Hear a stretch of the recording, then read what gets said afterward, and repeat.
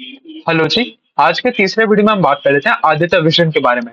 अब आदित्य विजन क्या काम करता है? ये इलेक्ट्रॉनिक रिटेलिंग कंपनी है, मतलब दूसरी कंपनी जो इलेक्ट्रॉनिक प्रोड्यूस कर रही है उनके इलेक्ट्रॉनिक प्रोडक्ट्स को अपने दुकान के अंदर लेके आएगा और अपनी दुकान से बेचेगा, बीच में कमीशन कमाने का कोशिश करेगा।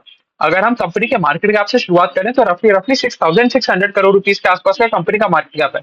तो छोटा सा ही कंपनी, कोई बहुत बड़ा ज्यादा कंपनी है नहीं। अब देख लेते हैं इनके इनके रेवेन्यू ग्रोथ फिगर्स कैसे रहे, क्योंकि हमें एंड ऑफ द डे मतलब है ग्रोथ से। आप कितना ग्रोथ लेके आ पा रहे हो, आप चाहे सोना बेचो, चांदी बेचो, आप स्टील बेचो, लोहा बेचो, कुछ भी बेचो, हमें एंड ऑफ द डे मतलब है ग्रोथ से। कितना ज्यादा ग्रोथ लेके आ पा रहे हो, वैल्यू ग्रोथ कितना लेके आ रहे हो, वॉल्यूम ग्रोथ कितना लेके आ रहे हो, end of the day revenue growth कितना लेके आ रहे हो। अगर हम इस कंपनी के बारे में बात करें तो कंपनी ने दिखाया revenue growth of 39% on a Y level and a PAT growth of 42% on a Y level. तो इसका मतलब क्या है, कंपनी को ऑपरेटिंग लेवरेज भी मिला। और ऑपरेटिंग लेवरेज मिला ये हम कैसे समझ सकते हैं, क्योंकि PAT growth is way ahead या higher than higher than revenue growth. Revenue बढ़ा 39% से, पैट बढ़ा 42% से। इसका मतलब कंपनी को ऑपरेटिंग लेवरेज भी मिल रहा है और 39% के आसपास का ग्रोथ रेट भी बहुत अच्छा है। तो यहाँ पर ग्रोथ में तो कहीं भी हमें कमी देखने को मिल नहीं रही। अब चलिए देख लेते हैं कौन से वाले रीजन में ये लोग ऑपरेट करते हैं। तो यहाँ पर आता है कंपनी का एक रिस्क। अब देखो, रिस्क नहीं है ये, आप इसको प्रोस की तरह भी देख सकते हो, कॉन्स की तरह भी देख सकते हो। अब अगर कोई कंपनी एक ही जगह पर है और एक जगह से पैन इंडिया प्रेजेंस बिठाना चाह रही है, तो बहुत पॉजिटिव चीज है कि भाई आपको इतनी लंबी ग्रोथ ट्रेजेक्टरी मिलेगी कि अभी जो कंपनी इंडिया के 29 स्टेट्स में से एक स्टेट में प्रेजेंट है, तो वो एक स्टेट से 29 स्टेट तक जाएगी। तो ऐसा तो है नहीं कि एक दिन में पहुंच जाएगी। तो उसके लिए ग्रोथ पीरियड है फॉर नेक्स्ट 7-8 ईयर्स, उसके लिए तैयार है। उसको कभी भी कोई भी इधर उधर का काम नहीं करना पड़ेगा कि अब मैं कपड़ा बनाने वाला कंपनी हूँ, मेरे को आइसक्रीम भी बनाना पड़ रहा है क्योंकि अब मेरा ग्रोथ एग्जॉस्ट हो गया। तो ग्रोथ एग्जॉस्ट होने में तो बहुत टाइम लगेगा। तो ये अच्छी बात भी है। बुरी बात किस तरीके से है कि अगर उसी रीजन में कोई ना कोई नेचुरल कैलामिटी आ जाती है या कोई ऐसी सर्कमस्टांसेस क्रिएट हो जाते हैं जिससे बिजनेस अफेक्ट हो जाए, तो आपकी सेल्स आपको नहीं देखने को मिलेगी। तो आप ये इसको मतलब न्यूट्रल तरीके से देखना चाहिए कि कंपनी का ज्योग्राफिकल रिस्क तो ठीक है, चलो है, बट स्कोप भी है, क्योंकि आप एक इतने छोटे से ज्योग्राफी में कॉन्सेंट्रेटेड हो। आप जब बढ़ोगे तो आपका शेयर प्राइस भी आपकी ग्रोथ के साथ बढ़ता जाएगा, क्योंकि अब आप इतना छोटा सा कंपनी हो, आपके पास बहुत बड़ा रनवे पड़ा है ग्रोथ के लिए। तो जैसे जैसे ग्रोथ करोगे आप हमें भी एज एन इन्वेस्टर आप बेनिफिट करते जाओगे। तो अगर हम इनके ज्योग्राफिकल कॉन्सेंट्रेशन की बात करें तो ये कंपनी अभी सिर्फ तीन ही स्टेट्स में प्रेजेंट है, एक तो बिहार, झारखंड और उत्तर प्रदेश। और उसमें से भी सबसे ज्यादा इनका कॉन्सेंट्रेशन है बिहार वाले एरिया में। अगर मैं बात करूं, कंपनी ने इस क्वार्टर में नए 10 स्टोर ऐड करे, तो 10 स्टोर एडिशन हुआ और total number of store count पहुंच गया 150। अब इन 150 स्टोर्स में से 105 stores are present in Bihar. तो अब आप देखो कि almost almost 70% of all stores are present in Bihar. तो अगर बिहार में कल को कोई भी नेचुरल कैलामिटी आती है या ऐसा कुछ भी होता है जिस वजह से पूरे बिहार में सारे बिजनेसेस अफेक्ट हो रहे हैं, तो उसमें सबसे ज्यादा फर्क पड़ने वाला बिजनेस आदित्य विजन को होगा। क्योंकि आदित्य विजन एक मतलब बिहार में 70% काम कर रहा है और बिहार वाले रेवेन्यू में उनके फर्क पड़ेगा तो उनका रिजल्ट अच्छा नहीं आएगा। तो ये एक रिस्क भी हो जाता है कंपनी के लिए। पर ठीक है, ये चीज हमने समझ ली कि इनका बिहार में बहुत ज्यादा कॉन्सेंट्रेशन है। अगर मैं बात करूं, 25 स्टोर्स हैं इनके झारखंड में और 20 स्टोर्स हैं इनके उत्तर प्रदेश में। और उत्तर प्रदेश में इन्होंने नई नई एंट्री मारी है। पिछले क्वार्टर Q4 FY24 में इन्होंने एंट्री किया था उत्तर प्रदेश में। ये चीज हमने समझ ली। अब देखो, अगर हम बात करें एक अगर आप फिगर देखोगे, इनका आरओई का फिगर देखोगे, तो आपको पता चलेगा कि ये पिछले क्वार्टर के कंपैरिजन में 60% से गिर के 25% पे आ गया।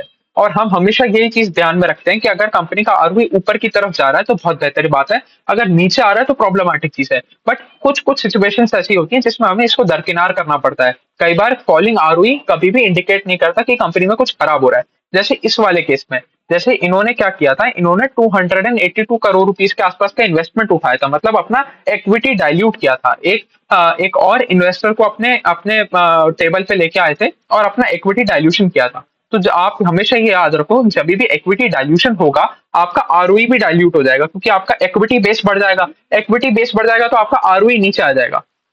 क्योंकि देखो, अगर अगर आप फॉर्मूला भी देखोगे आरओई का, तो आरओई के फॉर्मूला में नीचे आ रहा है इक्विटी बेस। अब इक्विटी बेस बढ़ गया तो आपका ओवरऑल नंबर कंप्रेस हो जाएगा ना। अगर ओवरऑल नंबर कंप्रेस हो रहा है सिर्फ और सिर्फ नया इन्वेस्टर आने से, तो उसको हम खराब तो बोल नहीं सकते।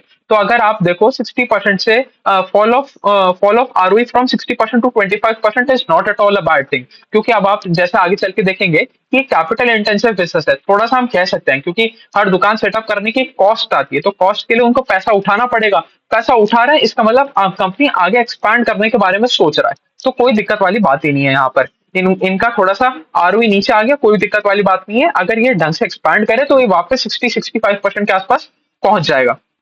चलिए ये बात भी हमने कर ली। अगर मैं कंपनी के गाइडेंस के बारे में बात करूं, तो कंपनी गाइडेंस देता है for growing their revenue between 20 to 25%। तो 20 से 25% के आसपास का रेवेन्यू ग्रोथ का मतलब क्या है, कंपनी कह रहा है कि हम अपनी सेल को 3 साढ़े 3 साल में डबल कर देंगे, जो टॉप लाइन है उसको डबल कर देंगे हम 3 साढ़े 3 साल में। तो बहुत अच्छी बात है। उसके ऊपर से अगर हम देखें, इस बार इन्होंने 39% के आसपास का ग्रोथ रेट लेके आए, तो इसका मतलब जो गाइडेंस है, गाइडेंस को हमेशा बीट करते हुए कंपनी देखने को मिलता है। अच्छा देखो, बीट करने के बाद से एक और चीज हमें समझना पड़ेगा कि ये थोड़ा सा सिक्लिकल बिजनेस है। अगर मैं इसमें सीजनैलिटी फैक्टर आता है, अगर मैं बात करूं, इनके लिए Q1 सबसे बेहतरीन क्वार्टर रहता है। अभी तक हम इतनी सारी कंपनियां पढ़ चुके हैं, हम 250 से ज्यादा कंपनियां पढ़ चुके हैं, और हमने जनरली सभी में देखा है कि अगर कोई बहुत अच्छा कर रहा है, तो वो तो बात नहीं करता कि भाई हमारा Q1 अच्छा है या खराब है। उसके अलावा मेजोरिटी सारी कंपनी कहती है कि भाई Q1 हमारे लिए थोड़ा सा खराब रहेगा, Q2 से आप रिकवरी देखना चालू करोगे, और Q3 Q4 हमारे लिए बहुत ही अच्छे रहेंगे। तो ये ये ट्रेंड हमें हर कंपनी में देखने को मिला है, और ये चीज आदित्य विजन के बिल्कुल उल्टी है। ये कहते हैं कि हमारा Q2 सबसे स्लगिश रहेगा, सबसे खराब रहेगा। उसके इन्होंने 2-3 कारण बताए, तो चलिए सबसे पहले Q1 से स्टार्ट कर लेते हैं। तो Q1 इनके लिए सबसे अच्छा क्वार्टर क्यों रहेगा, क्योंकि ये लोग इनका इनका इनका काफी सारा सेल आता है एसी से। तो अगर एसी एसी का सेल कब आएगा, जब बहुत ज्यादा गर्मी पड़ेगी। तो बाकी कंपनियां एक तरफ कह रही होती हैं कि भाई एक्सट्रीम हीट वेव की वजह से कस्टमर हमारी दुकान में ही नहीं आया, हमारी बिक्री उतनी नहीं हो पाई, हम वॉल्यूम में ग्रो ही नहीं कर पाए, रेवेन्यू में ग्रो ही नहीं कर पाए। दूसरी तरफ आदित्य विजन कहता है कि एकदम इतना ज्यादा एक्सट्रीम हीट वेव था, इसकी वजह से हमारी एसी की सेल और भी ज्यादा बढ़ गई, इसलिए हमारा रेवेन्यू नंबर्स और भी ज्यादा अच्छा है, हमारे वॉल्यूम नंबर और भी ज्यादा अच्छा है। तो एक तरफ सारी कंपनियों को नुकसान हो रहा होता है, और एक दूसरी तरफ आदित्य विजन को इससे फायदा हो रहा होता है। एक्सट्रीम हीट वेव से आदित्य विजन को फायदा हो रहा होता है। तो एक चीज हमने ये समझ ली। दूसरी चीज क्या है, ये है वेडिंग वाला सीजन। जो हमारा Q1 रहता है, उसमें वेडिंग सीजन रहता है, उसके लिए खरीदारी होती है, इसकी वजह से उसकी सेल्स भी इसी क्वार्टर में हमें देखने को मिलती है। तो आदित्य विजन के लिए सबसे अच्छा क्वार्टर रहता है Q1। ये अपनी पूरे साल की रफली 35% ऑफ सेल कर देते हैं Q1 के अंदर ही। फिर अगर हम बात करें Q2 की, तो Q2 इनके लिए सबसे खराब क्वार्टर रहेगा। तो ये जो करंट क्वार्टर चल रहा है, जिसका भी रिजल्ट आएगा आपको अक्टूबर से रिजल्ट आता हुआ देखने को मिलेगा, ये इनके लिए सबसे स्लगिश क्वार्टर है। ये सबसे स्लगिश क्वार्टर क्यों है, इसके दो कारण है। एक तो आपका फेस्टिव वाला सीजन खत्म हो गया, जो सॉरी फेस्टिव सीजन कह रहा हूँ, वेडिंग सीजन है। वेडिंग सीजन इस साल का खत्म हो गया, अब वो आएगा जब वापस आपका थर्ड क्वार्टर में वो वापस आएगा। तो वेडिंग सीजन खत्म हो गया, वेडिंग सीजन खत्म होने के साथ साथ श्राद्ध का महीना भी आ गया। तो श्राद्ध के महीने में कोई भी नई चीज खरीदने का अवॉइड करते हैं, specially in the Hindi heartland. Hindi heartland में लोग बाग श्राद्ध के महीने में कोई नया खर्चा करते ही नहीं, कोई नया खरीदारी करते ही नहीं। तो उस टाइम इनकी सेल एकदम से नीचे चली जाती है। तो जहां पर सारी कंपनियां कहती हैं हमें Q2 में रिवाइवल देखने को मिलेगा, आदित्य विजन कहता है कि हमारे लिए Q2 सबसे खराब क्वार्टर रहेगा।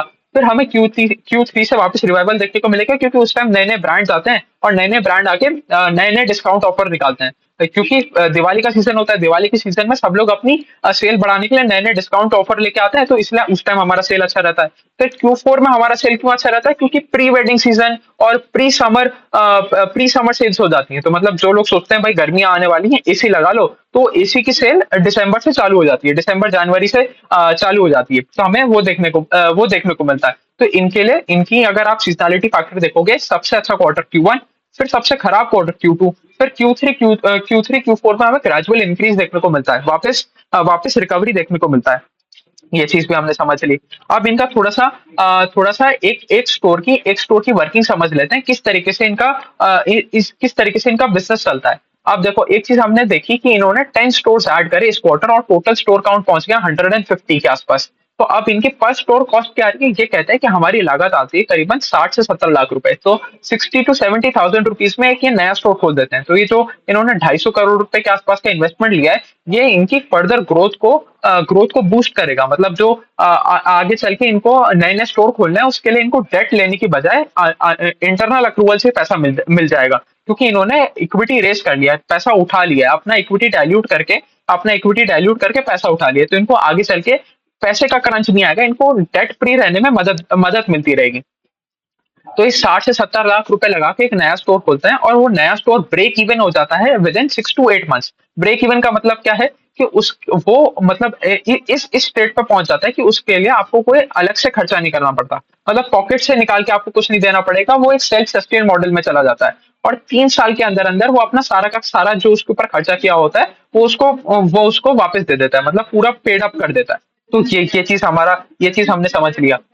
और ये लोग करते हैं काम लीजिंग मॉडल पे। तो लीजिंग मॉडल पे आप एग्रेसिवली ग्रो कर सकते हो, और ये लोग कॉन्सेंट्रिक सर्कल वाले मॉडल पे काम करना चाह रहे हैं। जो काम डीमार्ट ने किया था वही काम ये करना चाह रहे हैं। ये वो पैंटालून रिटेल बिग बाजार वाली फिलोसफी पे नहीं जाना चाह रहे कि एक स्टोर खोल रहे हैं हम चेन्नई में, दूसरा स्टोर खोल रहे हैं हम कश्मीर में, तीसरा स्टोर खोल रहे हैं हम वेस्ट बंगाल में, चौथा स्टोर खोल रहे हैं हम राजस्थान में। तो ऐसे अलग अलग जगह फैल के ये लोग स्टोर नहीं खोलना चाह रहे, कॉन्सेंट्रिक सर्कल्स पे खोलना चाह रहे हैं कि एक ज्योग्राफी में घुसे, उस ज्योग्राफी को समझा, फिर उससे थोड़ी और दूर जाके फिर नया स्टोर खोला, फिर उससे थोड़ी और दूर जाके एक नया स्टोर खोला, जिससे इनको लॉजिस्टिक में भी एडवांटेज देखने को मिलता रहे। अच्छा, एक और चीज, इनके ग्रॉस मार्जिन एक्सपेंशन आप देख रहे होगे कि इनका ग्रॉस मार्जिन एक्सपेंशन हो रहा है। और ये क्यों हो रहा है इसके बारे में भी थोड़ी सी जानकारी ले लेते हैं। ये डायरेक्टली कंपनी से अपना प्रोडक्ट मंगा लेते हैं, तो अगर कंपनी से डायरेक्टली प्रोडक्ट आएगा, कोई मिडिल मैन नहीं होगा, तो इसका मतलब आपके मार्जिन ज्यादा ज्यादा आपको बनते हुए देखने को मिलेंगे। तो इनका अगर मैं बात करूं, इनका अगर डायरेक्ट ओईएम का जो प्रोडक्ट है ना, उसका रेशो आप पहुंच गए 85%। तो 85% of the product directly comes from the OEM, और अब रिमेनिंग 15% ही ऐसा है जो किसी ना किसी डिस्ट्रीब्यूटर के थ्रू इनको लेके आना पड़ रहा है। तो जैसे जैसे ये वाला ओईएम वाला सेगमेंट बढ़ता जाएगा, ओईएम का प्रपोर्शन बढ़ता जाएगा, हमें इनके ग्रॉस मार्जिन में और भी ज्यादा इंप्रूवमेंट देखने को मिलता जाएगा। तो ये थी कहानी।